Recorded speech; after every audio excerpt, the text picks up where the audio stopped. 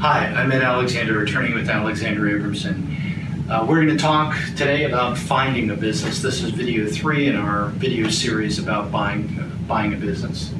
All right, so finding a business is really a lot about you, right? The first step, and you'll see here we have find the right business for you and then find the right business for you. So the point here is you really have to do some introspection on yourself. Most business owners who are small business owners are going to work in their business. Now, that doesn't mean that you necessarily need to do the technical aspect of the business, but you need to fully understand that business. And so when we look at things like your skill set, we want to really be focused on what have you done in the past. If you've never managed someone, you don't want to buy a business that requires you to manage a team of 25 people. On the other hand, if you've been in a tangentially related business, right, moving those skills to another business can be perfectly fine. For example, you're in a fine dining, you have experience in fine dining, you want to move over to fast food, that's the kind of thing that'll work. The other part about this is you, right? You got to understand yourself. If you don't like getting up in the morning, buying a breakfast restaurant is not the way to go. If you want to be there coaching your kids' ball games, then some business that focuses in the evenings or in the afternoons is not going to be a good business for you.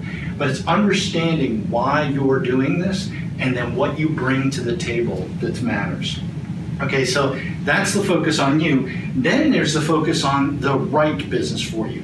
This is about a positive, like what do I have to bring to the table? This is about the negative. What can we remove immediately off the table that doesn't suit you, right? So moving in this direction.